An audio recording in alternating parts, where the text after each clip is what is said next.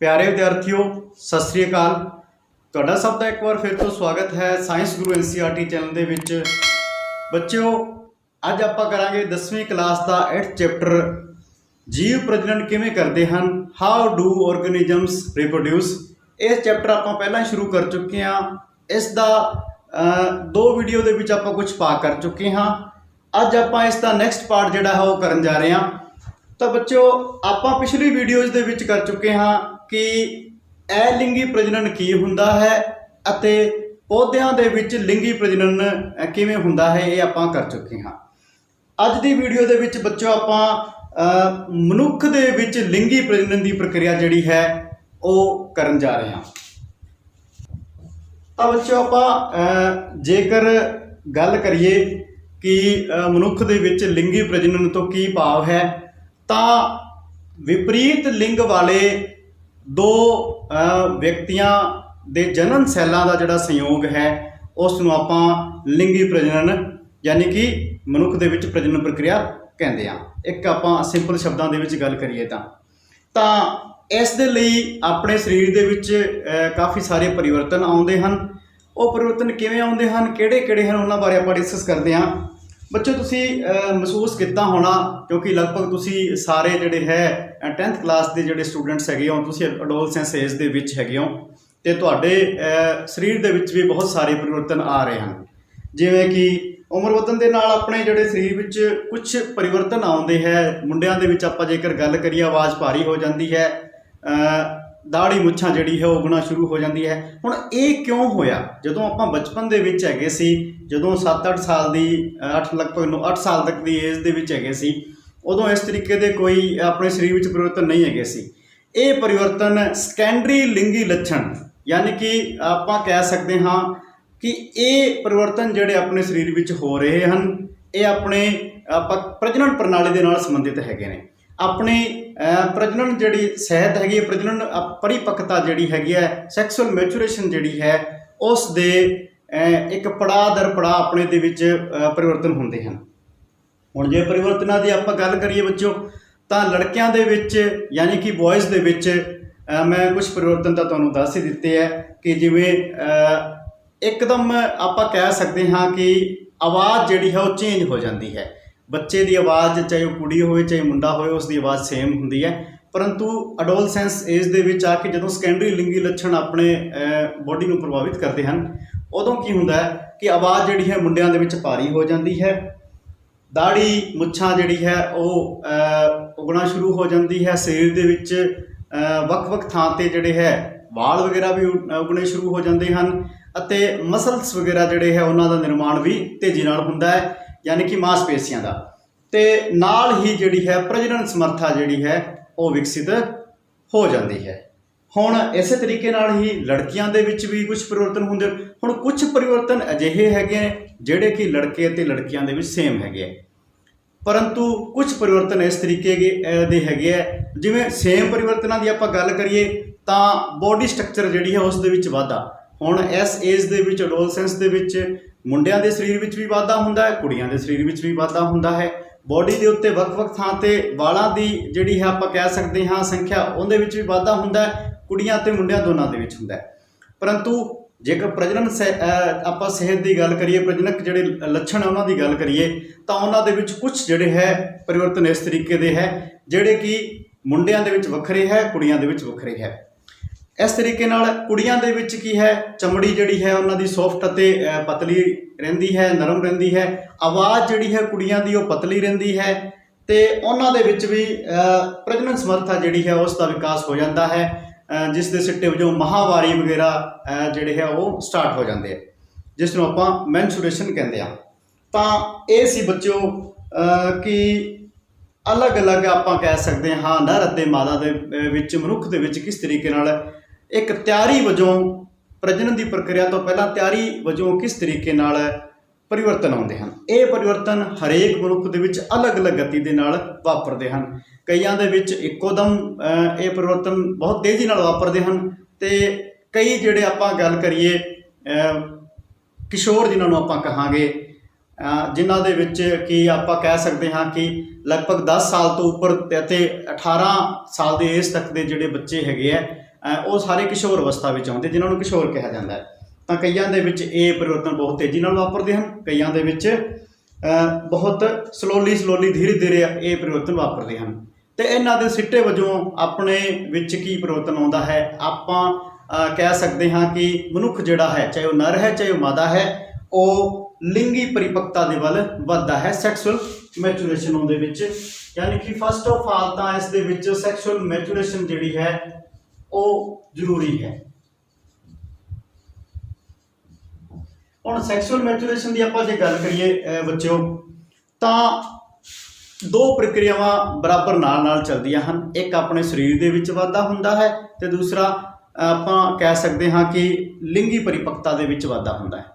ਹੁਣ ਇਸ ਦੇ ਨਾਲ ਜਿਵੇਂ ਜਿਵੇਂ ਕਿਸ਼ੋਰ ਅਵਸਥਾ ਪੂਰਨਤਾ ਦੀ ओर ਵੱਧਦੀ ਹੈ, ਉਦੋਂ ਉਵੇਂ ਜਿਵੇਂ ਕਿ ਬੱਚੇ ਦੀ ਏਜ ਆਪਾਂ ਕਹਿ ਸਕਦੇ ਹਾਂ, ਚਾਹੇ ਲੜਕਾ ਹੈ ਚਾਹੇ ਲੜਕੀ ਹੈ, ਲਗਭਗ 17-18 ਸਾਲ ਤੱਕ ਦੀ ਏਜ ਤੱਕ ਪਹੁੰਚਦੀ ਹੈ, ਤਾਂ ਉਦੋਂ ਕੀ ਹੁੰਦਾ ਹੈ ਕਿ ਉਸ ਦਾ ਜਿਹੜਾ ਸਰੀਰਕ ਵਾਧਾ ਹੈ ਉਸ ਦੀ ਦਰ ਘਟਣ ਲੱਗਦੀ ਹੈ। ਉਸ ਦੀ ਸਰੀਰਕ ਵਾਧੇ ਦੀ ਦਰ ਜਿਹੜੀ ਹੈ ਜਿੰਨੀ ਹੋਣੀ ਹੁੰਦੀ ਹੈ ਲਗਭਗ 17-18 ਸਾਲ ਤੱਕ ਹੋ ਜਾਂਦੀ ਹੈ। ਉਸ ਤੋਂ ਬਾਅਦ ਸਰੀਰਕ ਵਾਧੇ ਦੇ ਵਿੱਚ ਦੀ ਜਿਹੜੀ ਬਹੁਤ ਜ਼ਿਆਦਾ ਪਰਿਵਰਤਨ ਨਹੀਂ ਹੁੰਦਾ, ਸਰੀਰਕ ਵਾਧੇ ਦੀ ਦਰ ਘਟ ਜਾਂਦੀ ਹੈ, ਪਰੰਤੂ ਸਿੱਟੇ ਵਜੋਂ ਨਾਲ ਹੀ ਕੀ ਹੈਗਾ, ਲਿੰਗੀ ਪਰਿਪੱਕਤਾ ਉਸ ਦੇ ਵਿੱਚ ਪੂਰਨ ਰੂਪ ਨਾਲ ਆ ਜਾਂਦੀ ਹੈ, ਯਾਨੀ ਕਿ ਲਿੰਗੀ ਪਰਿਪੱਕਤਾ ਦੇ ਵਿੱਚ ਵਾਧਾ ਹੁੰਦਾ ਹੈ। ਤਾਂ ਇਸ ਅਵਸਥਾ ਨੂੰ ਜਿਸ ਦੇ ਦੌਰਾਨ ਲਿੰਗੀ ਪਰਿਪੱਕਤਾ ਮਨੁੱਖ ਜਿਹੜਾ ਹੈ, ਚਾਹੇ ਉਹ ਕਿਸ਼ੋਰ ਹੈ, ਉਹ ਪ੍ਰਾਪਤ ਕਰਦਾ ਹੈ, ਤਾਂ ਇਸ ਅਵਸਥਾ ਨੂੰ ਪਿਊਬਰਟੀ ਜਾਂ ਜੋਬਨ ਕਿਹਾ ਜਾਂਦਾ ਹੈ ਜਾਂ ਪ੍ਰੌੜਤਾ ਕਿਹਾ ਜਾਂਦਾ ਹੈ, ਜਿਸ ਨੂੰ ਆਪਾਂ ਪਿਊਬਰਟੀ ਕਹਿੰਦੇ ਹਾਂ। ਪਿਊਬਰਟੀ ਜਾਂ ਇਸ ਨੂੰ ਜੋਬਨ ਵੀ ਕਿਹਾ ਜਾਂਦਾ ਹੈ।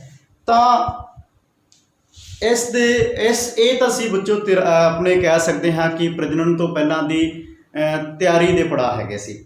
ਬੱਚੋ ਜਿਵੇਂ ਕਿ ਮੈਂ ਤੁਹਾਨੂੰ ਦੱਸਿਆ ਕਿ ਨਰ ਅਤੇ ਮਾਦਾ ਦੇ ਵਿੱਚ, ਯਾਨੀ ਕਿ ਮੇਲ ਅਤੇ ਫੀਮੇਲ ਦੇ ਵਿੱਚ ਅਲੱਗ-ਅਲੱਗ ਜਿਹੜੇ ਹੈ ਆਪਾਂ ਕਹਿ ਸਕਦੇ ਹਾਂ ਪਰਿਵਰਤਨ ਆਉਂਦੇ ਹਨ, ਤੇ ਉਹਨਾਂ ਦੀ ਜਿਹੜੀ ਪ੍ਰਜਨਨ ਪ੍ਰਣਾਲੀਆਂ ਹੈ ਉਹ ਵੀ ਅਲੱਗ-ਅਲੱਗ ਹੈ।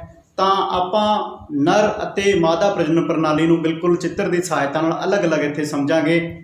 ਤਾਂ ਪਹਿਲਾਂ ਆਪਾਂ ਨਰ ਪ੍ਰਜਨਨ ਪ੍ਰਣਾਲੀ ਬਾਰੇ ਚਰਚਾ ਕਰਦੇ ਹਾਂ। ਤਾਂ ਬੱਚੋ ਜੇਕਰ ਆਪਾਂ ਨਰ ਪ੍ਰਜਨਨ ਪ੍ਰਣਾਲੀ ਬਾਰੇ ਗੱਲ ਕਰੀਏ, ਨਰ ਪ੍ਰਜਨਨ ਸੈੱਲਾਂ ਬਾਰੇ ਗੱਲ ਕਰੀਏ, ਤਾਂ ਉਹਨਾਂ ਨੂੰ ਸ਼ੁਕਰਾਣੂ ਜਾਂ ਸਪਰਮ ਕਿਹਾ ਜਾਂਦਾ ਹੈ, ਯਾਨੀ ਕਿ ਨਰ ਜਨਨ ਸੈੱਲ ਜਿਹੜੇ ਹੈ ਉਹਨਾਂ ਨੂੰ ਸਪਰਮ ਕਿਹਾ ਜਾਂਦਾ ਹੈ। ਸਪਰਮ ਆਪਾਂ ਇੰਗਲਿਸ਼ ਦੀ ਟਰਮ ਇੱਥੇ ਜ਼ਿਆਦਾ ਯੂਜ਼ ਕਰਾਂਗੇ। ਤੇ ਸਪਰਮ ਦਾ ਜਿਹੜਾ ਨਿਰਮਾਣ ਹੈ ਉਹ ਟੈਸਟਿਸ ਦੇ ਵਿੱਚ ਹੁੰਦਾ, ਜਿਹੜੀ ਕਿ ਇੱਕ ਗ੍ਰੰਥੀ ਹੈਗੀ ਹੈ। ਸਪਰਮ ਕਿੱਥੇ ਬਣਦੇ ਹਨ? ਟੈਸਟਿਸ ਦੇ ਵਿੱਚ ਬਣਦੇ ਹਨ। ਤੇ ਸਪਰਮ ਦੇ ਨਿਰਮਾਣ ਦੀ ਜਿਹੜੀ ਪ੍ਰਕਿਰਿਆ ਹੈ ਉਸ ਨੂੰ ਇੱਕ ਹਾਰਮੋਨ ਕੰਟਰੋਲ ਕਰਦਾ ਹੈ, ਜਿਸ ਨੂੰ ਆਪਾਂ ਟੈਸਟੋਸਟੇਰੋਨ ਹਾਰਮੋਨ ਹੈ ਇੱਕ, ਜਿਹੜਾ ਕਿ ਇਸ ਆਪਾਂ ਕਹਿ ਸਕਦੇ ਹਾਂ ਟੈਸਟਿਸ ਨੂੰ ਕੰਟਰੋਲ ਕਰਦਾ ਹੈ। ਕਿਸ ਦੇ ਲਈ? ਸਪਰਮ ਨਿਰਮਾਣ ਦੇ ਲਈ। ਹੁਣ ਆਪਾਂ ਬੱਚੋ ਡਾਇਗਰਾਮ ਦੀ ਸਹਾਇਤਾ ਨਾਲ ਇੱਥੇ ਨੂੰ ਆਪਾਂ ਸਮਝਦੇ ਹਾਂ ਕਿ ਮਨੁੱਖੀ ਨਰ ਪ੍ਰਜਨਨ ਪ੍ਰਣਾਲੀ ਜਿਹੜੀ ਹੈ ਉਹ ਕਿਸ ਤਰੀਕੇ ਦੀ ਹੈ। ਤਾਂ ਬੱਚੋ ਇਹ ਇੱਕ ਆਪਣੇ ਕੋਲ ਤੁਹਾਨੂੰ ਸਟਰਕਚਰ ਬਿਲਕੁਲ ਦਿਖਾਈ ਦੇ ਰਹੀ ਹੈ ਕਿ ਇਹ ਹੈ ਟੈਸਟਿਸ। ਟੈਸਟਿਸ ਦੇ ਵਿੱਚ ਸਪਰਮ ਬਣਨਗੇ, ਇਸ ਨੂੰ ਕੌਣ ਕੰਟਰੋਲ ਕਰੇਗਾ? ਟੈਸਟੋਸਟੇਰੋਨ ਹਾਰਮੋਨ, ਜਿਸ ਨੂੰ ਕਿ ਆਪਾਂ ਨਰ ਲਿੰਗੀ ਹਾਰਮੋਨ ਵੀ ਕਹਿੰਦੇ ਹਾਂ। ਇਸ ਤੋਂ ਇੱਕ ਆਪਾਂ ਕਹਿ ਸਕਦੇ ਹਾਂ ਕਿ ਇਹ ਬਿਲਕੁਲ ਆਪਣੀ ਬੋਡੀ ਦੇ ਵਿੱਚ ਲੋਅਰ ਪਾਰਟ ਪਾਈ ਜਾਂਦੀ ਹੈ, ਨਰ ਦੇ ਵਿੱਚ ਬੋਡੀ ਤੋਂ ਬਾਹਰ ਪਾਈ ਜਾਂਦੀ ਹੈ। ਹੁਣ ਇਸ ਦੇ ਪਿੱਛੇ ਇੱਕ ਲੌਜਿਕ ਹੈ ਕਿ ਟੈਸਟਿਸ ਜਿਹੜੇ ਹੈ ਉਹ ਮੇਲ ਦੀ ਬੋਡੀ ਤੋਂ ਬਾਹਰ ਕਿਉਂ ਪਾਏ ਜਾਂਦੇ ਹੈ? ਕਿਉਂਕਿ ਸਪਰਮ ਜਿਹੜੇ ਹੈ ਉਹਨਾਂ ਨੂੰ ਬਿਲਕੁਲ ਸਹੀ ਯਾਨੀ ਕਿ ਆਪਟੀਮਲ ਟੈਂਪਰੇਚਰ ਜਿਹੜਾ ਹੈ ਉਹ ਜ਼ਰੂਰੀ ਹੈਗਾ। ਜੇਕਰ ਤਾਪਮਾਨ, ਕਿਉਂਕਿ ਬੋਡੀ ਦਾ ਟੈਂਪਰੇਚਰ ਜਿਹੜਾ ਹੈ ਉਹ ਜ਼ਿਆਦਾ ਹੁੰਦਾ ਹੈ ਤੇ ਸਪਰਮ ਉਸ ਟੈਂਪਰੇਚਰ ਦੇ ਉੱਤੇ ਸਰਵਾਈਵ ਨਹੀਂ ਕਰ ਸਕਦੇ। ਇਸ ਲਈ ਕੁਦਰਤੀ ਤੌਰ ਤੇ ਹੀ ਇੱਕ ਇਸ ਤਰੀਕੇ ਦਾ ਪਰਿਵਰਤਨ ਨਰ ਦੇ ਵਿੱਚ ਹੁੰਦਾ ਹੈ ਕਿ ਆਪਾਂ ਕਹਿ ਸਕਦੇ ਹਾਂ ਕਿ ਟੈਸਟਿਸ ਜਿਹੜੇ ਹੈ ਯਾਨੀ ਕਿ ਟੈਸਟਿਸ ਗਲੈਂਡ ਜਿਹੜੀ ਹੈ ਉਹ ਬੋਡੀ ਤੋਂ ਬਾਹਰ ਸਥਾਪਿਤ ਹੁੰਦੀ ਹੈ, ਤਾਂ ਜੋ ਉਸ ਦੇ ਵਿੱਚ ਸਪਰਮ ਜਦੋਂ ਬਣਦੇ ਹੈ ਤਾਂ ਉਹ ਨਸ਼ਟ ਨਾ ਹੋਣ, ਕਿਉਂਕਿ ਬੋਡੀ ਦਾ ਟੈਂਪਰੇਚਰ ਜ਼ਿਆਦਾ ਹੁੰਦਾ ਹੈ ਤੇ ਬਾਹਰ ਦਾ ਟੈਂਪਰੇਚਰ ਜਿਹੜਾ ਹੈ ਆਮ ਤੌਰ ਤੇ ਹੀ ਬੋਡੀ ਦੇ ਮੁਕਾਬਲੇ ਘੱਟ ਰਹਿੰਦਾ ਹੈ। ਤਾਂ ਇਸ ਕਾਰਨ ਜਿਹੜੇ ਹੈ ਟੈਸਟਿਸ ਆਪਣੇ ਸਰੀਰ ਤੋਂ ਬਾਹਰ ਹੁੰਦੇ ਹੈ। ਇਹ ਤਾਂ ਗੱਲ ਆ ਗਈ ਟੈਸਟਿਸ ਦੀ ਸਥਿਤੀ ਦੀ। ਉਸ ਤੋਂ ਬਾਅਦ ਇਸ ਦੇ ਵਿੱਚ ਸਪਰਮ ਦਾ ਨਿਰਮਾਣ ਹੁੰਦਾ ਹੈ। ਇਸ ਤੋਂ ਬਾਅਦ ਸਟਰਕਚਰ ਅਗਲੀ ਦੀ ਗੱਲ ਕਰਦੇ ਹਾਂ ਤਾਂ ਇਹ ਹੈ, ਆਪਾਂ ਕਹਿ ਸਕਦੇ ਹਾਂ ਸ਼ੁਕਰਾਣੂ ਬਹਿਣੀ ਨੂੰ ਮੈਂ ਤੁਹਾਨੂੰ ਦੱਸਦਿਆ ਇੱਥੇ ਸੀਮਨ ਕਿਹਾ ਜਾਂਦਾ ਹੈ। ਤਾਂ ਇਸ ਤੋਂ ਬਾਅਦ ਬੱਚੋ ਇਹ ਸਟਰਕਚਰ ਜਿਹੜੀ ਹੈ ਇਹ ਆਪਣਾ ਮੂਤਰ ਮਸਾਣਾ ਜਿਸ ਨੂੰ ਤੁਸੀਂ ਕਹਿੰਦੇ ਹੋ, ਯਾਨੀ ਕਿ ਜਿਸ ਦੇ ਵਿੱਚ ਯੂਰੀਨ ਜਿਹੜਾ ਹੈ ਜਮਾ ਹੁੰਦਾ ਹੈ ਬੂੰਦ ਬੂੰਦ ਕਰਕੇ ਦੋਨੋਂ ਯੂਰੇਟਰ ਦੇ ਦੁਆਰਾ, ਯਾਨੀ ਕਿ ਮੂਤਰ ਵਹਿਣੀਆਂ ਦੁਆਰਾ ਆ ਕੇ ਲੈਫਟ ਐਂਡ ਰਾਈਟ ਦੋ ਯੂਰੇਟਰ ਹੈਗੇ ਆ, ਇਹ ਦੋਨੋਂ ਅੱਗੇ ਉੱਪਰ ਖੱਬੇ ਅਤੇ ਸੱਜੇ ਗੁਰਦਿਆਂ ਦੇ ਨਾਲ ਜੁੜੀ ਹੋਈ ਹੈ। ਤਾਂ ਇਹਨਾਂ ਤੋਂ ਯੂਰੀਨ ਜਿਹੜਾ ਇਸ ਦੇ ਵਿੱਚ ਆ ਕੇ ਜਮਾ ਹੁੰਦਾ ਹੈ ਅਤੇ ਉੱਥੋਂ ਯੂਰੀਨ ਬਾਹਰ ਆਪਾਂ ਜਦੋਂ ਵੀ ਜ਼ਰੂਰਤ ਹੁੰਦੀ ਹੈ ਤਿਆਗਦੇ ਹਾਂ। ਤਾਂ ਕੀ ਹੁੰਦਾ ਹੈ ਕਿ ਇਸ ਨੂੰ ਕੰਟਰੋਲ ਕਰਨ ਦੇ ਲਈ ਕਿ ਇੱਥੇ ਗਲੈਂਡ ਹੈਗੇ ਜਿਸ ਨੂੰ ਕਿ ਪ੍ਰੋਸਟੇਟ ਗਲੈਂਡ ਜਾਂ ਪ੍ਰੋਸਟੇਟ ਗ੍ਰੰਥੀ ਕਿਹਾ ਜਾਂਦਾ ਹੈ। ਹੁਣ ਆਪਾਂ ਗੱਲ ਕਰੀਏ ਕਿ ਜਿਹੜੀ ਪ੍ਰਜਨਨ ਪ੍ਰਣਾਲੀ ਹੈ ਨਰ, ਉਸ ਦੇ ਵਿੱਚ ਇੱਕੋ ਹੀ ਟਿਊਬ ਜਿਹੜੀ ਇੱਕੋ ਹੀ ਨਲੀ ਹੈ ਉਹ ਕੰਮ ਵਿੱਚ ਆਉਂਦੀ ਹੈ, ਉਹੀ ਪ੍ਰਜਨਨ ਨਲੀ ਦੇ ਤੌਰ ਤੇ ਕੰਮ ਕਰਦੀ ਹੈ, ਉਹੀ ਮੂਤਰ ਮਾਰਗ ਦੇ ਤੌਰ ਤੇ ਕੰਮ ਕਰਦੀ ਹੈ। ਤਾਂ ਦੋਨਾਂ ਕੰਡੀਸ਼ਨਾਂ ਨੂੰ, ਦੋਨੋਂ ਆਪਾਂ ਕਹਿ ਸਕਦੇ ਹਾਂ ਕਿਰਿਆਵਾਂ ਨੂੰ, ਯਾਨੀ ਪ੍ਰਜਨਨ ਦੀ ਕਿਰਿਆ ਨੂੰ ਅਤੇ ਮੂਤਰ ਤਿਆਗ ਦੀ ਕਿਰਿਆ ਨੂੰ ਕੰਟਰੋਲ ਕਰਨ ਦੇ ਲਈ ਇੱਥੇ ਗਲੈਂਡ ਪਾਈ ਜਾਂਦੀ ਜਿਸ ਨੂੰ ਕਿ ਪ੍ਰੋਸਟੇਟ ਗਲੈਂਡ ਕਿਹਾ ਜਾਂਦਾ ਹੈ। ਇਹ ਹੈ ਆਪਾਂ ਕਹਿ ਸਕਦੇ ਹਾਂ ਸਿਮਨਲ ਵੈਸਿਕਲ ਯਾਨੀ ਕਿ ਵੀਰਜ ਥੈਲੀਆਂ। ਹੌਲੀ ਹੌਲੀ ਜਿਵੇਂ ਜਿਵੇਂ ਆਪਾਂ ਕਹਿ ਸਕਦੇ ਹਾਂ ਕਿ ਸਪਰਮ ਨਿਰਮਾਣ ਦੀ ਯਾਨੀ ਕਿ ਸ਼ੁਕਰਾਣੂ ਨਿਰਮਾਣ ਦੀ ਪ੍ਰਕਿਰਿਆ ਲਗਾਤਾਰ ਚੱਲਦੀ ਰਹਿੰਦੀ ਹੈ ਅਤੇ ਵੀਰਜ ਦੇ ਰੂਪ ਵਿੱਚ ਸਟੋਰ ਹੋ ਜਾਂਦਾ। ਵੀਰਜ ਦੇ ਵਿੱਚ ਕੀ ਹੁੰਦਾ ਹੈ, ਸਪਰਮ ਅਤੇ ਕੁਝ ਜਿਹੜਾ ਇਸ ਦਾ ਭਾਗ ਹੈ ਉਹ ਲਿਕੁਇਡ ਹੁੰਦਾ ਹੈ। ਤਾਂ ਬੱਚੋ ਲਿਕੁਇਡ ਭਾਗ ਜਿਹੜਾ ਹੈ ਸ਼ੁਕਰਾਣੂਆਂ ਨੂੰ ਗਤੀ ਕਰਨ ਦੇ ਵਿੱਚ, ਮੂਵਮੈਂਟ ਦੇ ਵਿੱਚ ਸਹਾਇਤਾ ਕਰਦਾ ਹੈ ਅਤੇ ਸਪਰਮ ਜਿਹੜਾ ਹੈ ਉਸ ਦੇ ਵੀ ਦੋ ਭਾਗ ਹੁੰਦੇ ਹਨ। ਇੱਕ ਅੱਗੇ ਜਿਹੜਾ ਹੈ ਸਿਰ ਨੂੰਆ ਭਾਗ ਹੁੰਦਾ ਹੈ, ਪਿੱਛੇ ਜਿਹੜਾ ਹੈ ਇਸ ਤਰੀਕੇ ਨਾਲ ਤੁਸੀਂ ਕਹਿ ਸਕਦੇ ਹੋ ਪੂੰਛ ਨੂੰਆ ਭਾਗ ਹੁੰਦਾ ਹੈ। ਇਹ ਪੂੰਛ ਜਿਹੜੀ ਹੈ ਇਸ ਦੇ ਮੂਵਮੈਂਟ ਦੇ ਵਿੱਚ, ਇਸ ਦੀ ਗਤੀ ਦੇ ਵਿੱਚ ਸਹਾਇਤਾ ਕਰਦੀ ਹੈ ਅਤੇ ਆ ਅਗਲਾ ਜਿਹੜਾ ਹੈਡ ਹੈ ਇਸ ਦੇ ਵਿੱਚ ਨਿਊਕਲੀਅਸ ਹੁੰਦਾ ਹੈ ਜਿਸ ਦੇ ਵਿੱਚ ਕੀ ਜੈਨੇਟਿਕ ਮਟੀਰੀਅਲ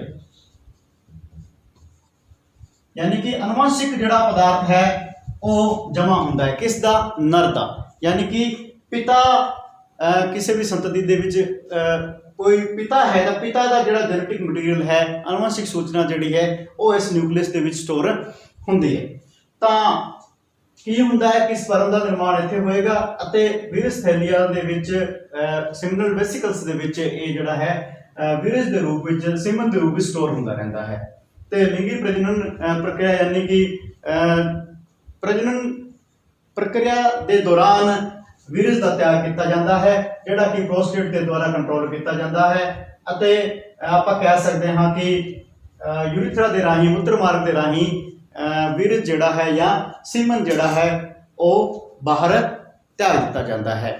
ਤਾਂ ਇਹ ਦੱਸੀ ਬੱਚੋ ਕਿ ਇੱਕ ਤਰੀਕੇ ਨਾਲ ਨੋਰਮਲ ਆਪਾਂ ਇੱਕ ਸਧਾਰਨ ਚਿੱਤਰ ਦੇ ਰਾਹੀਂ ਕਿ ਮਨੁੱਖੀ ਨਰ ਪ੍ਰਜਨਨ ਪ੍ਰਣਾਲੀ ਕਿਸ ਤਰੀਕੇ ਦੀ ਹੈ, ਇਸ ਦੇ ਵਿੱਚ ਕਿਸ ਤਰੀਕੇ ਨਾਲ ਜਿਹੜਾ ਹੈ ਸਪਰਮ ਦੇ ਕੀ ਭਾਗ ਹਨ, ਸਿਰ ਹੈ ਜਾਂ ਟੇਲ ਹੈ। ਇਸ ਤੋਂ ਬਾਅਦ ਆਪਾਂ ਗੱਲ ਕਰਦੇ ਹਾਂ ਮਾਦਾ ਪ੍ਰਜਨਨ ਪ੍ਰਣਾਲੀ ਦੀ ਕਿ ਮਾਦਾ ਦੇ ਵਿੱਚ ਕਿਹੜੇ ਕਿਹੜੇ ਪਾਰਟਸ ਹੁੰਦੇ ਹਨ ਪ੍ਰਜਨਨ ਪ੍ਰਣਾਲੀ ਵਿੱਚ। ਜੇਕਰ ਮਾਦਾ ਪ੍ਰਜਨਨ ਪ੍ਰਣਾਲੀ ਦੀ ਆਪਾਂ ਗੱਲ ਕਰੀਏ, ਮਾਦਾ ਪ੍ਰਜਨਨ ਸੈੱਲ ਜਿਹੜੇ ਹੈ ਉਹਨਾਂ ਨੂੰ ਐਗ ਸੈੱਲ ਕਿਹਾ ਜਾਂਦਾ ਹੈ। ਐਗ ਸੈੱਲ ਯਾਨੀ ਕਿ ਅੰਡਾ ਸੈੱਲ। ਤੇ ਇਹ ਸੈੱਲ ਜਿਹੜੇ ਹੈ ਇਹਨਾਂ ਦਾ ਨਿਰਮਾਣ ਓਵਰੀ ਦੇ ਵਿੱਚ ਹੁੰਦਾ ਹੈ ਜਿਨ੍ਹਾਂ ਨੂੰ ਆਪਾਂ ਅੰਡਕੋਸ਼ ਕਹਿੰਦੇ ਹਾਂ। ਤੇ ਆਪਾਂ ਗੱਲ ਕਰੀਏ ਕਿ ਪਿਊਬਰਟੀ ਦੇ ਵਿੱਚ, ਹੁਣ ਐਕਚੁਅਲ ਦੇ ਵਿੱਚ ਕੀ ਹੈਗਾ, ਲੜਕੀਆਂ ਦੇ ਵਿੱਚ ਜਦੋਂ ਬਿਲਕੁਲ ਛੋਟੀ ਅਵਸਥਾ ਦੇ ਵਿੱਚ ਕੀ ਹੁੰਦਾ ਕਿ ਜਨਮ ਅਵਸਥਾ ਤੋਂ ਹੀ ਲੜਕੀ ਦੇ ਵਿੱਚ ਓਵਰੀਜ਼ ਜਿਹੜੀ ਹੈ ਮੌਜੂਦ ਹੁੰਦੀਆਂ ਹਨ, ਪਰੰਤੂ ਉਹ ਪੂਰਨ ਵਿਕਸਿਤ ਨਹੀਂ ਹੁੰਦੀ ਕਿ ਉਹ ਐਗ ਸੈੱਲ ਦਾ ਨਿਰਮਾਣ ਕਰ ਸਕੇ। ਪਰੰਤੂ ਪਿਊਬਰਟੀ ਦੇ ਵਿੱਚ, ਕਿਸ਼ੋਰ ਅਵਸਥਾ ਦੇ ਵਿੱਚ ਜਦੋਂ ਉਹਨਾਂ ਦੇ ਵਿੱਚ ਸੈਕੰਡਰੀ ਲਿੰਗੀ ਲੱਛਣ ਜਿਹੜੇ ਆ ਪ੍ਰਗਟ ਹੁੰਦੇ ਹੈ, ਉਸ ਸਮੇਂ ਓਵਰੀ ਜਿਹੜੀ ਹੈ ਵਿਕਸਿਤ ਹੋ ਜਾਂਦੀਆਂ ਹਨ ਅਤੇ ਐਗ ਦਾ ਨਿਰਮਾਣ ਕਰਨਾ ਸ਼ੁਰੂ ਕਰ ਦਿੰਦੀ ਹੈ। ਹੁਣ ਓਵਰੀ ਜਿਹੜੀ ਹੈ ਇਸ ਦੇ ਵਿੱਚ ਆਪਾਂ ਇਹ ਡਾਇਗਰਾਮ ਇੱਕ ਸਧਾਰਨ ਮਾਦਾ ਪ੍ਰਜਨਨ ਪ੍ਰਣਾਲੀ ਦਾ ਡਾਇਗਰਾਮ ਹੈ, ਇਸ ਨੂੰ ਆਪਾਂ ਸਮਝਦੇ ਹਾਂ।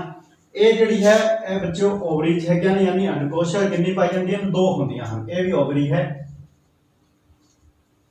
ਤੇ ਇਹ ਆਪਾਂ ਕਹਿ ਸਕਦੇ ਹਾਂ ਯੂਟਰਸ ਹੈ, ਗਰਭਕੋਸ਼ ਜਿਸ ਨੂੰ ਕਿਹਾ ਜਾਂਦਾ ਹੈ। ਇਹ ਹੈ ਬੱਚੋ ਫੈਲੋਪੀਅਨ ਟਿਊਬ ਜਿਸ ਨੂੰ ਅੰਡ ਵਹਿਣੀ ਵੀ ਕਿਹਾ ਜਾਂਦਾ ਹੈ। ਫੈਲੋਪੀਅਨ ਟਿਊਬ ਜਾਂ ਅੰਡਵਹਿਣੀ ਕਿਹਾ ਜਾਂਦਾ ਹੈ। ਤੇ ਯੂਟਰਸ ਜਿਹੜਾ ਹੈ ਉਸ ਦਾ ਅਗਲਾ ਜਿਹੜਾ ਮੂੰਹ ਹੈ ਉਸ ਨੂੰ ਸਰਵਿਕਸ ਕਿਹਾ ਜਾਂਦਾ ਹੈ। ਤੇ ਸਰਵਿਕਸ ਜਿਹੜਾ ਹੈ ਅੱਗੇ ਵਜਾਈਨਾ ਦੇ ਵਿੱਚ ਖੁੱਲਦਾ ਹੈ। ਬੱਚਿਓ ਆਪਾਂ ਜੇਕਰ ਗੱਲ ਕਰੀਏ ਨਰ ਅਤੇ ਮਾਦਾ ਪ੍ਰਜਨਨ ਪ੍ਰਣਾਲੀ ਦੇ ਅੰਤਰ ਦੇ ਵਿੱਚ, ਤਾਂ ਇੱਕ ਮੇਨ ਅੰਤਰ ਇਸ ਦੇ ਵਿੱਚ ਇਹ ਹੈਗਾ ਕਿ ਮਾਦਾ ਦੇ ਵਿੱਚ ਪ੍ਰਜਨਨ ਆਪਾਂ ਕਹਿ ਸਕਦੇ ਹਾਂ ਮਾਰਗ ਅਤੇ ਮੂਤਰ ਮਾਰਗ ਦੋਨੋਂ ਅਲੱਗ-ਅਲੱਗ ਹੁੰਦੇ ਹੈ। ਇਹ ਦੋਨੋਂ ਡਿਫਰੈਂਟ ਪ੍ਰਣਾਲੀਆਂ ਹੈਗੀਆਂ ਨੇ। ਨਰ ਦੇ ਵਿੱਚ ਇਹ ਦੋਨੋਂ ਕੰਬਾਈਨਡ ਹੈਗੀਆਂ ਨੇ। ਹੁਣ ਆਪਾਂ ਗੱਲ ਕਰੀਏ ਕਿ ਇਸ ਦੇ ਵਿੱਚ ਐਗ ਦਾ ਨਿਰਮਾਣ, ਓਵਰੀ ਦੇ ਵਿੱਚ ਐਗ ਦਾ ਨਿਰਮਾਣ ਹੁੰਦਾ ਹੈ, ਜਿਸ ਨੂੰ ਕਿ ਦੋ ਹਾਰਮੋਨ ਜਿਹੜੇ ਹੈ ਕੰਟਰੋਲ ਕਰਦੇ ਹੈ। ਕਿਹੜੇ ਕਿਹੜੇ? ਇੱਕ ਤਾਂ ਹੈ ਐਸਟ੍ਰੋਜਨ ਅਤੇ ਸੈਕੰਡ ਜਿਹੜਾ ਹੈ ਉਹ ਹੈ ਪ੍ਰੋਜੈਸਟਰੋਨ, ਪ੍ਰੋਜੈਸਟੇਰੋਨ ਆਪਾਂ ਕਹਿ ਸਕਦੇ ਹਾਂ। ਦੋ ਮੇਨ ਹਾਰਮੋਨ ਹੈਗੇ ਜਿਹੜੇ ਕਿ ਇੱਕ ਇਹਨਾਂ ਦੇ ਵਿੱਚ ਕੰਬਾਈਨਡ ਰੂਪ ਵਿੱਚ ਇਹਨਾਂ ਨੂੰ FSH ਕਿਹਾ ਜਾਂਦਾ ਹੈ, ਯਾਨੀ ਕਿ ਫੋਲਿਕਲ ਸਟਿਮੂਲੇਟਿੰਗ ਹਾਰਮੋਨ। ਤਾਂ ਉਹ ਕਾਫੀ ਡੀਪ ਸਟੱਡੀ ਹੈ, ਉਸ ਦੇ ਬਾਰੇ ਤੁਸੀਂ ਨੈਕਸਟ ਕਲਾਸਿਸ ਦੇ ਵਿੱਚ ਪੜ੍ਹੋਗੇ।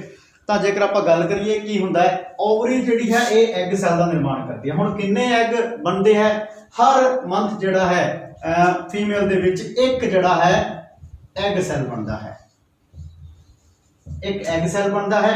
ਦੋਨਾਂ ਦੇ ਵਿੱਚੋਂ ਦੋ ਓਵਰੀ ਜਾਂ ਦੋਨਾਂ ਵਿੱਚੋਂ ਕੋਈ ਵੀ ਓਵਰੀ ਜਿਹੜੀ ਹੈ ਉਹ ਐਗ ਸੈੱਲ ਦਾ ਨਿਰਮਾਣ ਕਰ ਸਕਦੀਆਂ ਹਨ। ਤੇ ਉਸ ਤੋਂ ਬਾਅਦ ਕੀ ਹੁੰਦਾ ਹੈ, ਇਹ ਐਗ ਸੈੱਲ ਜਿਹੜਾ ਹੈ ਇਸ ਫੈਲੋਪੀਅਨ ਟਿਊਬ ਦੇ ਵਿੱਚ ਆਉਂਦਾ ਹੈ। ਪ੍ਰਜਨਨ ਪ੍ਰਕਿਰਿਆ ਦੇ ਦੌਰਾਨ ਸਪਰਮ ਜਿਹੜੇ ਹੈ ਉਹ ਵਜਾਈਨਾ ਤੋਂ ਹੁੰਦੇ ਹੋਏ ਆਪਾਂ ਕਹਿ ਸਕਦੇ ਹਾਂ, ਆਹ ਮੰਨ ਲਓ ਸਪਰਮ ਸੈੱਲ ਹੈ, ਨਰ ਦੇ ਯੁਗਮਕ ਹੈਗੇ ਆਪਾਂ ਕਹਿ ਸਕਦੇ ਹਾਂ, ਜਾਂ ਨਰ ਪ੍ਰਜਨਨ ਸੈੱਲ ਹੈਗੇ ਆ, ਇਹ ਮੂਵਮੈਂਟ ਕਰਦੇ ਹੋਏ ਯੂਟਰਸ ਤੱਕ ਪਹੁੰਚਦੇ ਹੈ। ਯੂਟਰਸ ਤੋਂ ਅੱਗੇ ਇਨ ਫੈਲੋਪੀਅਨ ਟਿਊਬ ਤੱਕ ਪਹੁੰਚਦੇ ਹੈ। ਫੈਲੋਪੀਅਨ ਟਿਊਬ ਦੇ ਵਿੱਚ ਕੀ ਹੋਏਗਾ, ਐਗ ਸੈੱਲ ਅਤੇ ਸਪਰਮ ਸੈੱਲ ਜਿਹੜੇ ਹੈ ਉਹਨਾਂ ਦਾ ਸੰਯੋਗ ਹੋਏਗਾ, यानी कि फर्टिलाइजेशन होता है। एग सैल प्लस स्पर्म ਦੇ ਸੰਯੋਜਨ ਨੂੰ ਆਪਾਂ ਕੀ ਕਹਿੰਦੇ ਹਾਂ, ਨਿਸ਼ੇਚਨ ਜਾਂ ਫਰਟੀਲਾਈਜੇਸ਼ਨ, ਫਰਟੀਲਾਈਜੇਸ਼ਨ ਕਿਹਾ ਜਾਂਦਾ। ਨਿਸ਼ੇਚਨ ਤੋਂ ਬਾਅਦ ਕੀ ਹੋਏਗਾ, ਨਿਸ਼ੇਚਨ ਤੋਂ ਬਾਅਦ ਜਾਇਗੋਟ ਬਣਦਾ ਹੈ। ਇਹ ਦੋਨੋਂ ਕੀ ਹੈਗੇ ਨੇ, ਗੈਮੀਟ ਹੈਗੇ ਨੇ। ਇਹ ਕੀ ਹੈ, ਯੁਗਮਕ ਹੈਗੇ। अब युग्मक ਹੁਣ ਨਿਸ਼ੇਚਨ ਤੋਂ ਬਾਅਦ ਕੀ ਬਣੇਗਾ, ਯੁਗਮਜ ਜਾਂ ਜਿਸ ਨੂੰ ਜਾਇਗੋਟ ਕਿਹਾ ਜਾਂਦਾ। ਤਾਂ ਕੀ ਹੁੰਦਾ ਹੈ, ਜਾਇਗੋਟ ਦਾ ਨਿਰਮਾਣ ਹੁੰਦਾ, ਯਾਨੀ ਕਿ ਜੇਕਰ ਐਗ ਨਿਸ਼ੇਚਿਤ ਹੋ ਜਾਂਦਾ ਹੈ ਤਾਂ ਉਹ ਕੀ ਹੋਏਗਾ ਕਿ ਇਸ ਵਾਪਸ ਯਾਨੀ ਕਿ ਯੂਟਰਸ ਦੇ ਵਿੱਚ ਆਂਦਾ ਹੈ ਅਤੇ ਯੂਟਰਸ ਦੀ ਦੀਵਾਰ ਦੇ ਨਾਲ ਇਸ ਤਰੀਕੇ ਨਾਲ ਚਿਪਕ ਜਾਂਦਾ ਹੈ ਅਤੇ ਇਸ ਨਿਸ਼ੇਚਿਤ ਐਗ ਯਾਨੀ ਕਿ ਯੁਗਮਜ ਦੇ ਵਿੱਚ ਲਗਾਤਾਰ ਵਿਭਾਜਨ ਹੁੰਦੇ ਹਨ। ਵਿਭਾਜਨ ਤੋਂ ਯਾਨੀ ਕਿ 1 ਤੋਂ 2, 2 ਤੋਂ 4, 4 ਤੋਂ 8 ਲਗਾਤਾਰ ਵਿਭਾਜਨ ਹੁੰਦੇ ਹਨ ਅਤੇ ਇੱਕ ਸੰਰਚਨਾ ਬਣਨੀ ਸ਼ੁਰੂ ਹੋ ਜਾਂਦੀ ਹੈ ਜਿਸ ਨੂੰ ਕਿ ਆਪਾਂ ਭਰੂਣ ਕਹਿੰਦੇ ਹਾਂ, ਯਾਨੀ ਕਿ ਜਿਸ ਨੂੰ ਫਿਟਸ ਜਾਂ ਭਰੂਣ ਕਿਹਾ ਜਾਂਦਾ ਹੈ। ਹੁਣ ਜੇਕਰ ਆਪਾਂ ਗੱਲ ਕਰੀਏ, ਇਹ ਭਰੂਣ ਜਿਹੜਾ ਹੈ ਵਿਭਾਜਨਸ਼ੀਲ ਇੱਕ ਸੰਰਚਨਾ ਹੈ ਅਤੇ ਇਸ ਦੇ ਵਿੱਚ ਕੀ ਹੁੰਦਾ ਹੈ, ਹੁਣ ਭਰੂਣ ਜਿਹੜਾ ਹੈ ਉਸ ਨੂੰ ਪੋਸ਼ਣ ਕਿਸ ਤਰੀਕੇ ਨਾਲ ਮਿਲੇਗਾ, ਭਰੂਣ ਨੂੰ ਪੋਸ਼ਣ ਮਾਤਾ ਤੋਂ ਹੀ ਮਿਲਦਾ ਹੈ। ਹੁਣ ਇਹ ਜਿਹੜੀ ਹੈ ਦੀਵਾਰਾਂ ਹੈ, ਯਾਨੀ ਕਿ ਯੂਟਰਸ ਦੀ ਜਿਹੜੀ ਦੀਵਾਰਾਂ ਹੈ, ਗਰਭਕੋਸ਼ ਦੀ ਜਿਹੜੀ ਦੀਵਾਰਾਂ ਹੈ, ਇਹਨਾਂ ਦੀਵਾਰਾਂ ਦੇ ਵਿੱਚ ਇਹ ਕਾਫੀ ਮੋਟੀ ਦੀਵਾਰਾਂ ਹੁੰਦੀਆਂ ਹਨ। ਇਹਨਾਂ ਦੀਵਾਰਾਂ ਦੇ ਵਿੱਚ ਬਹੁਤ ਸਾਰੇ ਬਲੱਡ ਵੈਸਲਸ ਹੁੰਦੀਆਂ ਹਨ, ਰਕਤ ਵਾਹਿਨੀਆਂ ਹੁੰਦੀਆਂ ਹਨ, ਜਿਹੜੀ ਕਿ ਇਹਨਾਂ ਦੇ ਵਿੱਚੋਂ ਯਾਨੀ ਕਿ ਇਸ ਫਿਟਸ ਦੇ ਵਿੱਚੋਂ ਹੋ ਕੇ ਲੰਘਦੀਆਂ ਹਨ ਅਤੇ ਫਿਟਸ ਦੇ ਵਿੱਚ ਵਿਲਾਈ ਵਰਗੀ ਸੰਰਚਨਾ ਆਪਾਂ ਕਹਿ ਸਕਦੇ ਹਾਂ ਕਿ ਜੈਵਿਕ ਪ੍ਰਕਿਰਿਆ ਵਾਲੇ ਪਾਠ ਦੇ ਵਿੱਚ ਪਾਚਨ ਪ੍ਰਣਾਲੀ ਦੇ ਵਿੱਚ ਆਪਾਂ ਪੜ੍ਹਿਆ ਹੈ ਕਿ ਵਿਲਾਈ ਵਰਗੀ ਸੰਰਚਨਾ ਯਾਨੀ ਉਂਗਲਾਂ ਵਰਗੀ ਸੰਰਚਨਾ ਹੁੰਦੀ ਹੈ, ਜਿਨ੍ਹਾਂ ਨੂੰ ਕਿ ਵਿਲਾਈ ਕਿਹਾ ਜਾਂਦਾ ਹੈ। ਇਹਨਾਂ ਦੇ ਵਿੱਚੋਂ ਜਦੋਂ ਭੋਜਨ ਲੰਘਦਾ ਸੀ ਤਾਂ ਭੋਜਨ ਅਵਸ਼ੋਸ਼ਿਤ ਹੋ ਜਾਂਦਾ ਸੀ। ਉਸੇ ਤਰੀਕੇ ਨਾਲ ਕੀ ਹੈ ਕਿ ਇੱਥੇ ਜਦੋਂ ਬਲੱਡ ਲੰਘਦਾ ਹੈ ਮਾਤਾ ਦਾ, ਤਾਂ ਮਾਤਾ ਦੇ ਬਲੱਡ ਦੇ ਵਿੱਚੋਂ ਜ਼ਰੂਰੀ ਜਿਹੜਾ ਨਿਊਟ੍ਰੀਸ਼ਨ ਹੈ, ਯਾਨੀ ਕਿ ਚਾਹੇ ਤਾਂ ਗਲੂਕੋਜ਼ ਹੈ ਚਾਹੇ ਆਕਸੀਜਨ ਹੈ ਜਿੰਦਾ ਰਹਿਣ ਦੇ ਲਈ, ਉਹ ਭਰੂਣ ਨੂੰ ਮਿਲਦੀ ਰਹਿੰਦੀ ਹੈ। ਭਰੂਣ ਦਾ ਵਿਕਾਸ ਲਗਭਗ 9 ਮੰਥ ਦੇ ਵਿੱਚ ਪੂਰਨ ਹੋ ਜਾਂਦਾ ਹੈ ਤੇ ਉਸ ਤੋਂ ਬਾਅਦ ਯਾਨੀ ਕਿ ਆਪਾਂ ਕਹਿ ਸਕਦੇ ਹਾਂ ਭਰੂਣ ਇੱਕ ਬੇਬੀ ਦੇ ਰੂਪ ਵਿੱਚ ਕਨਵਰਟ ਹੋ ਜਾਂਦਾ ਹੈ, ਬੱਚੇ ਦੇ ਰੂਪ ਵਿੱਚ ਕਨਵਰਟ ਹੋ ਜਾਂਦਾ ਹੈ ਤੇ ਜਿਸ ਦਾ ਬਰਥ ਹੁੰਦਾ ਹੈ ਤੇ ਉਹ ਆਪਾਂ ਕਹਿ ਸਕਦੇ ਹਾਂ ਕਿ मतलब ਉਹ ਬਾਹਰੀ ਸੰਸਾਰ ਦੇ ਵਿੱਚ ਪ੍ਰਵੇਸ਼ ਕਰਦਾ ਹੈ। ਤਾਂ ਇਹ ਤਾਂ ਸੀ ਬਿਲਕੁਲ ਜਦੋਂ ਕਿ ਆਪਾਂ ਗੱਲ ਕਰੀਏ ਪ੍ਰਜਨਨ ਪ੍ਰਣਾਲੀ, ਪ੍ਰਜਨਨ ਪ੍ਰਕਿਰਿਆ ਆਪਣੇ ਨਿਰਧਾਰਿਤ ਸਟੈਪ ਬਾਏ ਸਟੈਪ ਚੱਲਦੀ ਰਹੇ। ਕਈ ਵਾਰ ਇਸ ਤਰੀਕੇ ਦੀ ਕੰਡੀਸ਼ਨ ਹੁੰਦੀ ਹੈ ਕਿ ਇਹ ਐਗ ਜਿਹੜਾ ਹੈ ਨਿਸ਼ਚਿਤ ਨਹੀਂ ਹੁੰਦਾ, ਯਾਨੀ ਕਿ ਜਿਸ ਟਾਈਮ ਐਗ ਦਾ ਆਪਾਂ ਕਹਿ ਸਕਦੇ ਹਾਂ ਐਕਸਕ੍ਰੀਸ਼ਨ ਹੁੰਦਾ ਹੈ, ਨਿਸ਼ਕਾਸਨ ਹੁੰਦਾ ਹੈ ਓਵਰੀਜ਼ ਤੋਂ, ਉਸ ਟਾਈਮ ਉਸ ਨੂੰ ਸਪਰਮ ਜਿਹੜਾ ਹੈ ਉਹ ਨਹੀਂ ਮਿਲਦਾ, ਸਪਰਮ ਅਤੇ ਐਗ ਦਾ ਸੰਯੋਗ ਨਹੀਂ ਹੁੰਦਾ। ਜੇਕਰ ਨਿਸ਼ੇਚਨ ਨਾ ਹੋਵੇ ਤਾਂ ਕੀ ਹੁੰਦਾ ਹੈ, ਕਿਉਂਕਿ ਬੱਚੋ ਹਰ ਮੰਥ ਇੱਕ ਐਗ ਨਿਸ਼ੇਚਿਤ ਹੁੰਦਾ ਹੈ ਅਤੇ ਮਾਦਾ ਪ੍ਰਜਨਨ ਪ੍ਰਣਾਲੀ ਜਾਂ ਗਰਭ ਨੂੰ ਧਾਰਨ ਕਰਨ ਦੇ ਲਈ ਹਰ ਮੰਥ ਜਿਹੜੀ ਹੈ ਤਿਆਰੀ ਕਰਦੀ ਹੈ ਮਾਦਾ ਪ੍ਰਜਨਨ ਪ੍ਰਣਾਲੀ। ਇਸ ਪ੍ਰਣਾਲੀ ਦੇ ਦੌਰਾਨ, ਇਸ ਪ੍ਰਕਿਰਿਆ ਦੇ ਦੌਰਾਨ ਕੀ ਹੁੰਦਾ ਹੈ ਕਿ ਇਹ ਦੀਵਾਰਾਂ ਜਿਹੜੀ ਹੈ ਗਰਭਕੋਸ਼ ਦੀਆਂ, ਯੂਟਰਸ ਦੀ ਦੀਵਾਰਾਂ ਜਿਹੜੀ ਹੈ ਕਾਫੀ ਮੋਟੀ ਹੋ ਜਾਂਦੀਆਂ ਹਨ, ਤਾਂ ਜੋ ਜੇਕਰ ਨਿਸ਼ੇਚਨ ਹੁੰਦਾ ਹੈ ਅਤੇ ਆਪਾਂ ਜੇਕਰ ਕਹਿ ਸਕਦੇ ਹਾਂ ਕਿ ਮਾਦਾ ਜਿਹੜੀ ਹੈ ਗਰਭ ਧਾਰਨ ਕਰਦੀ ਹੈ ਤਾਂ ਭਰੂਣ ਨੂੰ ਪੋਸ਼ਣ ਦੀ ਜ਼ਰੂਰਤ ਹੁੰਦੀ ਹੈ, ਅਤੇ ਉਸ ਜ਼ਰੂਰਤ ਨੂੰ ਧਿਆਨ ਵਿੱਚ ਰੱਖਦੇ ਹੋਏ ਇਹ ਤਿਆਰੀ ਜਿਹੜੀ ਹੈ ਹੁੰਦੀ ਹੈ। ਪਰੰਤੂ ਜੇਕਰ ਨਿਸ਼ੇਚਨ ਹੀ ਨਹੀਂ ਹੁੰਦਾ ਤਾਂ ਗਰਭ ਧਾਰਨ ਤਾਂ ਆਪਾਂ ਕਹਿ ਸਕਦੇ ਹਾਂ ਸੰਭਵ ਹੀ ਨਹੀਂ ਹੈ।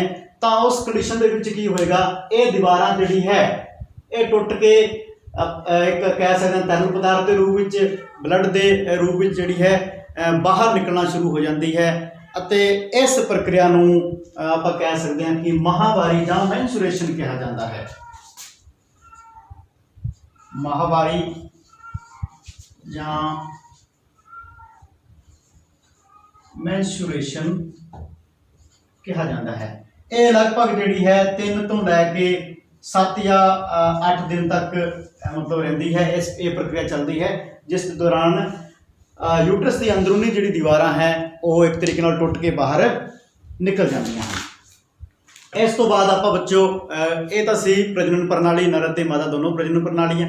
ਹੁਣ ਕਿਉਂਕਿ ਪ੍ਰਜਨਨ ਪ੍ਰਣਾਲੀ ਦੇ ਨਾਲ ਜੁੜੀ ਹੋਈ ਕੁਝ ਸਮੱਸਿਆਵਾਂ ਵੀ ਹੈਗੀਆਂ ਹਨ, ਅਤੇ ਉਹਨਾਂ ਸਮੱਸਿਆਵਾਂ ਦੇ ਕਾਰਨ ਆਪਣੀ ਜਿਹੜੀ ਪ੍ਰਜਨਨ ਸਿਹਤ ਹੈ, ਯਾਨੀ ਕਿ ਪ੍ਰਜਨਕ ਸਿਹਤ ਜਿਹੜੀ ਆਪਣੀ ਹੈ ਉਹ ਵੀ ਪ੍ਰਭਾਵਿਤ ਹੁੰਦੀ ਹੈ। ਤਾਂ ਪ੍ਰਜਨਕ ਸਿਹਤ ਦੇ ਬਾਰੇ ਵੀ ਚਰਚਾ ਕਰਨਾ ਬਹੁਤ ਜ਼ਰੂਰੀ। ਬੱਚਿਓ, ਪ੍ਰਜਨਕ ਸਿਹਤ ਦੀ ਗੱਲ ਕਰੀਏ ਤਾਂ ਇਸ ਤੋਂ ਸੰਬੰਧ ਹੈ ਕਿ ਪ੍ਰਜਨਨ ਪ੍ਰਣਾਲੀ ਜਿਹੜੀ ਹੈ ਤੁਹਾਡੀ ਉਹ ਬਿਲਕੁਲ ਸਹੀ ਹੈ ਜਾਂ ਨਹੀਂ ਹੈ, ਉਹ ਪ੍ਰਜਨਨ ਦੇ ਲਾਇਕ ਹੈ ਜਾਂ ਨਹੀਂ ਹੈ।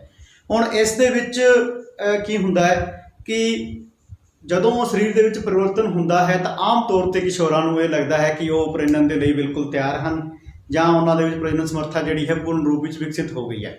ਪਰੰਤੂ ਬੱਚਿਓ, ਇਸ ਤਰੀਕੇ ਦਾ ਨਹੀਂ ਹੁੰਦਾ, ਅਜਿਹਾ ਨਹੀਂ ਹੁੰਦਾ ਹੈ ਕਿ ਇੱਕ ਵਿਸ਼ੇਸ਼ ਉਮਰ, ਯਾਨੀ ਆਪਾਂ ਜਿਸ ਨੂੰ ਕਹਿ ਸਕਦੇ ਹਾਂ ਕਿਸ਼ੋਰ ਅਵਸਥਾ ਪੂਰਨ ਹੋਣ ਤੋਂ ਪਹਿਲਾਂ, ਜਿੰਨੀ ਕਿ ਆਪਣੇ ਲੀਗਲ ਏਜ ਜਿਹੜੀ ਹੈ ਨਿਰਧਾਰਿਤ ਕੀਤੀ ਗਈ ਹੈ ਭਾਰਤੀ ਸੰਵਿਧਾਨ ਦੇ ਵਿੱਚ, ਜਿਹੜੀ ਕਿ ਲੜਕੀਆਂ ਦੇ ਲਈ 18 ਸਾਲ ਅਤੇ ਮੁੰਡਿਆਂ ਦੇ ਲਈ ਜਿਹੜੀ ਹੈ 21 ਸਾਲ ਨਿਰਧਾਰਿਤ ਕੀਤੀ ਗਈ ਹੈ, ਉਹ ਬਹੁਤ ਤਰਕ ਦੇ ਆਧਾਰ 'ਤੇ ਨਿਰਧਾਰਿਤ ਕੀਤੀ ਗਈ ਹੈ ਕਿ ਇਸ ਅਵਸਥਾ ਪੂਰਨ ਕਰਨ ਤੋਂ ਬਾਅਦ ਹੀ ਕਿਸੇ ਕਿਸ਼ੋਰ ਦੇ ਵਿੱਚ ਜਾਂ ਕਿਸੇ ਮਨੁੱਖ ਦੇ ਵਿੱਚ ਜਿਹੜੀ ਹੈ ਉਹ ਆਪਾਂ ਕਹਿ ਸਕਦੇ ਹਾਂ ਕਿ ਉਸ ਦੀ ਪ੍ਰਜਨਨ ਪ੍ਰਣਾਲੀ ਪ੍ਰੋਪਰ ਤੌਰ 'ਤੇ, ਪੂਰਨ ਤੌਰ 'ਤੇ ਜਿਹੜੀ ਹੈ ਵਿਕਸਿਤ ਹੁੰਦੀ ਹੈ, ਉਹ ਤਿਆਰ ਹੁੰਦੀ ਹੈ।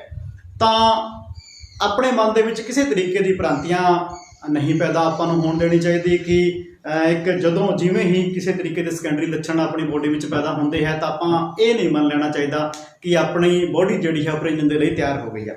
ਯਾਨੀ ਇਸ ਦੇ ਲਈ ਇੱਕ ਸਹੀ ਉਮਰ ਜਿਹੜੀ ਹੈ ਉਹ ਹੋਣਾ ਬਹੁਤ ਜ਼ਰੂਰੀ ਹੈ। ਆਪਾਂ ਇਸ ਦੇ ਵਿੱਚ ਕਹਿ ਸਕਦੇ ਹਾਂ ਕਿ ਪ੍ਰਜਨਨ ਦੇ ਲਈ ਸਹੀ ਉਮਰ, ਯਾਨੀ ਕਿ ਏਜ ਜਿਹੜੀ ਹੈ ਉਹ ਬਹੁਤ ਮਾਇਨੇ ਰੱਖਦੀ ਹੈ। ਇਸ ਤੋਂ ਬਾਅਦ ਬੱਚਿਓ, ਇਹ ਤਾਂ ਗੱਲ ਸੀ ਕਿ ਪ੍ਰਜਨਨ ਤੋਂ ਸੰਬੰਧਿਤ ਕਿਸ ਤਰੀਕੇ ਦੀ ਭ੍ਰਾਂਤੀ ਆਪਾਂ ਨੂੰ ਕਿਸੇ ਤਰੀਕੇ ਦੇ ਮਨ ਦੇ ਵਿੱਚ ਨਹੀਂ ਰੱਖਣੀ। ਉਸ ਤੋਂ ਬਾਅਦ ਕੀ ਹੈ ਕਿ ਪ੍ਰਜਨਨ ਪ੍ਰਣਾਲੀ ਤੋਂ ਸੰਬੰਧਿਤ ਬਹੁਤ ਸਾਰੇ ਜਿਹੜੇ ਹੈ ਰੋਗ ਵੀ ਪੈਦਾ ਹੁੰਦੇ, ਜਿਨ੍ਹਾਂ ਨੂੰ ਆਪਾਂ STD ਕਹਿੰਦੇ ਹਾਂ। STD, ਸੈਕਸੁਅਲ ਟ੍ਰਾਂਸਮਿਟਡ ਡਿਜ਼ੀਜ਼, ਯਾਨੀ ਕਿ ਯੌਨ ਸੰਕਰਮਿਤ ਰੋਗ ਆਪਾਂ ਇਹਨਾਂ ਨੂੰ ਕਹਿ ਸਕਦੇ ਹਾਂ।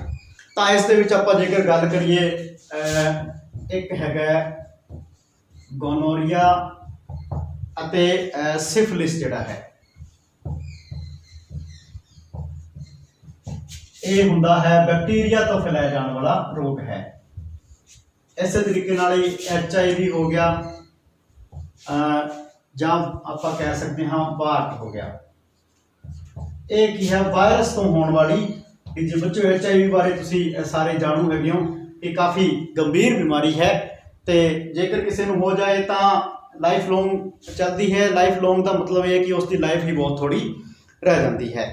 ਤਾਂ ਇਹਨਾਂ ਬਿਮਾਰੀਆਂ ਤੋਂ ਵੀ ਆਪਾਂ ਨੂੰ ਬਚਣਾ ਹੈ। ਇਹਨਾਂ ਬਿਮਾਰੀਆਂ ਤੋਂ ਬਚਣ ਦੇ ਲਈ ਆਪਾਂ ਨੂੰ ਕੀ ਕਰਨਾ ਹੈ ਕਿ ਆਪਣੀ ਜਿਹੜੀ ਸਰੀਰਕ ਸਾਫ ਸਫਾਈ ਹੈ ਉਸ ਦਾ ਪੂਰਨ ਤੌਰ 'ਤੇ ਧਿਆਨ ਰੱਖਣਾ ਚਾਹੀਦਾ ਹੈ। ਆਪਣੀ ਡਾਈਟ ਜਿਹੜੀ ਹੈ ਉਹ ਸੰਤੁਲਿਤ ਹੋਣੀ ਚਾਹੀਦੀ ਹੈ। ਆਪਣੀ ਬੋਡੀ ਨੂੰ ਪ੍ਰੋਪਰ ਜਿਹੜੀ ਹੈ ਨੀਂਦ ਵੀ ਮਿਲਣੀ ਚਾਹੀਦੀ ਹੈ। ਬੋਡੀ ਨੂੰ ਪ੍ਰੋਪਰ ਵਿਆਇਆਮ ਆਪਾਂ ਜਿਸ ਨੂੰ ਕਹਿ ਸਕਦੇ ਹਾਂ ਕਸਰਤ ਜਿਹੜੀ ਹੈ ਉਹ ਵੀ ਪ੍ਰੋਪਰ ਮਿਲਣੀ ਚਾਹੀਦੀ ਹੈ। ਤਾਂ ਹੀ ਜਿਹੜੀ ਹੈ ਆਪਾਂ ਕਹਿ ਸਕਦੇ ਹਾਂ ਕਿ ਹੋਰ ਬਿਮਾਰੀਆਂ ਜਿੰਨੀ ਕਿ ਬੋਡੀ ਦੇ ਵਿੱਚ ਕਾਫੀ ਸਾਰੀਆਂ ਹੋਰ ਬਿਮਾਰੀਆਂ ਆਪਾਂ ਨੂੰ ਨੋਰਮਲ ਜਿਹੜੀ ਬਿਮਾਰੀਆਂ ਹੈ ਅਤੇ ਉਹਨਾਂ ਦੇ ਨਾਲ ਨਾਲ ਜੇਕਰ ਆਪਾਂ ਆਪਣੀ ਬੋਡੀ ਦੀ ਸਾਫ ਸਫਾਈ ਸਹੀ ਰੱਖਦੇ ਹਾਂ ਤੇ ਖਾਸ ਤੌਰ 'ਤੇ ਗਰਲਸ ਜਿਹੜੀ ਹੈ ਜੇਕਰ ਮੈਂਸਟਰੂਏਸ਼ਨ ਦੇ ਟਾਈਮ ਸਾਫ ਸਫਾਈ ਦਾ ਪੂਰਨ ਰੂਪ 'ਤੇ ਧਿਆਨ ਰੱਖਦੀਆਂ ਹਨ ਤੇ STD ਜਿੰਨੀ ਵੀ ਹੈਗੀ ਹੈ ਯਾਨੀ ਕਿ ਸੈਕਸ਼ੂਅਲ ਟ੍ਰਾਂਸਮਿਟਡ ਡਿਜ਼ੀਜ਼ ਜਿਹੜੀ ਹੈ ਉਹਨਾਂ ਤੋਂ ਬਚਿਆ ਜਾ ਸਕਦਾ ਹੈ। ਤਾਂ ਇਸ ਤੋਂ ਬਾਅਦ ਬੱਚੋ ਗੱਲ ਆਉਂਦੀ ਹੈ ਕਿ ਇਹ ਤਾਂ ਸੀ ਬਿਮਾਰੀਆਂ ਤੋਂ ਬਚਾਅ ਦੀ ਗੱਲ। ਇਸ ਤੋਂ ਬਾਅਦ ਜੇਕਰ ਆਪਾਂ ਬੱਚਿਓ ਗੱਲ ਕਰੀਏ ਕਿ ਜੇਕਰ ਆਫਟਰ ਮੈਰਿਜ, ਕਿਉਂਕਿ ਸਮਾਜ ਦੇ ਵਿੱਚ ਆਪਾਂ ਰਹਿੰਦੇ ਹਾਂ ਤੇ ਆਪਾਂ ਜਿਹੜੀ ਮੈਰਿਜ ਹੈ ਉਹ ਵੀ ਇੱਕ ਸਮਾਜਿਕ ਪ੍ਰਕਿਰਿਆ ਹੈਗੀ ਹੈ ਤੇ ਹਰੇਕ ਇਨਸਾਨ ਜਿਹੜਾ ਹੈ ਲਗਭਗ ਇਸ ਤੋਂ ਗੁਜ਼ਰਦਾ ਹੈ। ਤਾਂ ਆਫਟਰ ਮੈਰਿਜ ਜਿਹੜਾ ਹੈ ਪ੍ਰਜਨਨ ਸਿਹਤ ਜਿਹੜੀ ਹੈ ਉਹ ਹੋਰ ਵੀ ਮਹੱਤਵਪੂਰਨ ਹੋ ਜਾਂਦੀ ਹੈ ਕਿ ਕਿਸ ਤਰੀਕੇ ਨਾਲ ਜਿਹੜਾ ਹੈ ਬੱਚਿਆਂ ਦੀ ਪਲਾਨਿੰਗ ਕਿਸ ਤਰੀਕੇ ਨਾਲ ਕਰਨੀ ਹੈ ਤੇ ਬੱਚਿਆਂ ਦੇ ਵਿੱਚ ਅੰਤਰ ਜਿਹੜਾ ਹੈ ਕਿਸ ਤਰੀਕੇ ਨਾਲ। ਹੁਣ ਇਹ ਡਾਕਟਰਸ ਦੀ ਸਲਾਹ ਜਿਹੜੀ ਹੈ ਇਸ ਦੇ ਵਿੱਚ ਬਹੁਤ ਜ਼ਰੂਰੀ ਹੁੰਦੀ ਹੈ। ਮਿਨੀਮਮ ਜਿਹੜੀ ਹੈ 3 ਤੋਂ 5 ਸਾਲ ਜਿਹੜੀ ਹੈ ਏਜ ਡਿਫਰੈਂਸ ਦੋ ਬੱਚਿਆਂ ਦੇ ਵਿਚਕਾਰ ਹੋਣਾ ਜ਼ਰੂਰੀ ਹੈ, ਕਿਉਂਕਿ ਜੇਕਰ ਇਸ ਤੋਂ ਘੱਟ ਜਿਹੜਾ ਏਜ ਡਿਫਰੈਂਸ ਹੁੰਦਾ ਹੈ ਤਾਂ ਮਾਂ ਅਤੇ ਬੱਚਾ ਦੋਨੋਂ ਹੀ ਆਪਾਂ ਕਹਿ ਸਕਦੇ ਹਾਂ ਕਿ ਦੋਨਾਂ ਦੀ ਸਿਹਤ ਜਿਹੜੀ ਆਪਾਂ ਗੱਲ ਕਰੀਏ ਤਾਂ ਉਹ ਸਹੀ ਨਹੀਂ ਰਹਿੰਦੀ। ਇਸ ਤੋਂ ਇਲਾਵਾ ਅਣਚਾਹੇ ਗਰਭ ਨੂੰ ਰੋਕਣ ਦੇ ਲਈ ਵੀ ਕੁਝ ਯੁਕਤੀਆਂ ਹੈਗੀਆਂ ਨੇ ਜਿਨ੍ਹਾਂ ਨੂੰ ਕਿ ਗਰਭ ਨਿਰੋਧਨ ਦੀ ਆਪਾਂ ਯੁਕਤੀਆਂ ਵੀ ਕਹਿੰਦੇ ਹਾਂ, ਜਿਸ ਦੇ ਵਿੱਚ ਕਾਪਰ ਟੀ ਵਗੈਰਾ ਹੈ, ਨਿਰੋਧ ਵਗੈਰਾ ਹੈ ਜਾਂ ਕੰਟਰਸੈਪਟਿਵ ਮੈਡੀਸਨਸ ਹੈਗੀਆਂ ਨੇ ਜਾਂ ਸਰਜਰੀ ਜਿਹੜੀ ਹੈ। ਸਰਜਰੀ ਦੇ ਵਿੱਚ ਕੀ ਕੀਤਾ ਜਾਂਦਾ ਕਿ ਫੈਲੋਪੀਅਨ ਟਿਊਬ ਜਿਹੜੀ ਹੈ ਮਾਦਾ ਦੀ ਜਾਂ ਨਰ ਦੀ ਜਿਹੜੀ ਹੈ ਆਪਾਂ ਕਹਿ ਸਕਦੇ ਹਾਂ ਸਿਗਨਲ ਟਿਊਬ ਜਿਹੜੀ ਹੈ ਉਸ ਨੂੰ ਬੰਨ੍ਹ ਦਿੱਤਾ ਜਾਂਦਾ ਹੈ ਤੇ ਉਸ ਦੇ ਕਾਰਨ ਕੀ ਹੁੰਦਾ ਕਿ ਸਪਰਮ ਜਾਂ ਐਗ ਸੈੱਲ ਜਿਹੜੇ ਹੈ ਉਹ ਅੱਗੇ ਨਹੀਂ ਗਤੀ ਕਰ ਸਕਦੇ ਅਤੇ ਨਿਸ਼ੇਚਨ ਜਿਹੜਾ ਨਹੀਂ ਹੁੰਦਾ। ਇਸ ਤੋਂ ਬਾਅਦ ਬੱਚੋ ਇੱਕ ਬਹੁਤ ਜ਼ਰੂਰੀ ਜਿਹੜਾ ਆਪਾਂ ਇਸ ਟੌਪਿਕ ਦੇ ਨਾਲ ਹੀ ਜੁੜਿਆ ਹੋਇਆ ਮੁੱਦਾ ਹੈਗਾ ਕਿ ਆਪਾਂ ਨੂੰ ਸੁਸਾਇਟੀ ਦੇ ਵਿੱਚ, ਕਿਉਂਕਿ ਆਪਾਂ ਸਮਾਜ ਦੇ ਵਿੱਚ ਰਹਿੰਦੇ ਹਾਂ, ਸਮਾਜਿਕ ਪ੍ਰਾਣੀ ਹੈਗੇ ਆ ਮਨੁੱਖ, ਤਾਂ ਸਮਾਜਿਕ ਲਿੰਗ ਅਨੁਪਾਤ ਜਿਹੜਾ ਹੈ ਉਸ ਦਾ ਵੀ ਧਿਆਨ ਰੱਖਣਾ ਬਹੁਤ ਜ਼ਰੂਰੀ ਹੈ। ਸਮਾਜਿਕ ਲਿੰਗ ਅਨੁਪਾਤ ਤੋਂ ਮਤਲਬ ਇਹ ਹੈ ਕਿ ਲੜਕੇ ਅਤੇ ਲੜਕੀਆਂ ਦੀ ਜਿਹੜੀ ਅਨੁਪਾਤ ਹੈ ਉਹ ਬਣਿਆ ਰਹਿਣਾ ਚਾਹੀਦਾ ਹੈ। ਜਿਵੇਂ ਕਿ ਮੁਹਿੰਮ ਚੱਲ ਰਹੀ ਹੈ ਕਿ ਕੰਨਿਆ ਭਰੂਣ ਹੱਤਿਆ ਨੂੰ ਬੰਦ ਕੀਤਾ ਜਾਣਾ ਚਾਹੀਦਾ ਹੈ, ਯਾਨੀ ਕਿ ਕੰਨਿਆ ਭਰੂਣ ਜਿਹੜਾ ਹੁੰਦਾ ਹੈ ਉਸ ਦੀ ਹੱਤਿਆ ਨਹੀਂ ਕੀਤੀ ਜਾਣੀ ਚਾਹੀਦੀ, ਉਸ ਨੂੰ ਮਾਰਿਆ ਨਹੀਂ ਜਾਣਾ ਚਾਹੀਦਾ। ਤਾਂ ਆਪਾਂ ਨੂੰ, ਕਿਉਂਕਿ ਫੀਮੇਲ ਫੈਟੀਸਾਈਡ ਯਾਨੀ ਕਿ ਕੰਨਿਆ ਭਰੂਣ ਹੱਤਿਆ ਇੱਕ ਬਹੁਤ ਗੰਭੀਰ ਸਮੱਸਿਆ ਹੈ, ਇੱਕ ਬੁਰਾਈ ਹੈ ਸਮਾਜ ਦੇ ਵਿੱਚ। ਲਿੰਗ ਅਨੁਪਾਤ ਵੀ ਸਹੀ ਰਹਿੰਦਾ ਹੈ ਤੇ ਸਮਾਜਿਕ ਸੰਤੁਲਨ ਜਿਹੜਾ ਹੈ ਉਹ ਬਣਿਆ ਰਹਿੰਦਾ ਹੈ। ਤਾਂ ਬੱਚੋ ਇਸ ਵੀਡੀਓ ਦੇ ਵਿੱਚ ਆਪਾਂ ਮਨੁੱਖੀ ਪ੍ਰਜਨਨ ਪ੍ਰਣਾਲੀ, ਜਿਸ ਦੇ ਵਿੱਚ ਨਰ ਅਤੇ ਮਾਦਾ ਦੋਨੋਂ ਪ੍ਰਜਨਨ ਪ੍ਰਣਾਲੀ ਅਤੇ ਪ੍ਰਜਨਕ ਸਿਹਤ ਬਾਰੇ ਪੂਰੇ ਵਿਸਥਾਰ ਵਿੱਚ ਚਰਚਾ ਕੀਤੀ ਹੈ। ਉਮੀਦ ਕਰਦਾ ਹਾਂ ਕਿ ਇਹ ਟੌਪਿਕ ਤੁਹਾਨੂੰ ਚੰਗੀ ਤਰੀਕੇ ਨਾਲ ਸਮਝ ਆ ਗਏ ਹੋਣਗੇ। ਨੈਕਸਟ ਚੈਪਟਰ ਜਿਹੜਾ ਹੈ ਉਹ ਨੈਕਸਟ ਵੀਡੀਓ ਦੇ ਵਿੱਚ ਲੈ ਕੇ ਆਵਾਂਗਾ। ਤਦ ਤੱਕ ਲਈ ਧੰਨਵਾਦ।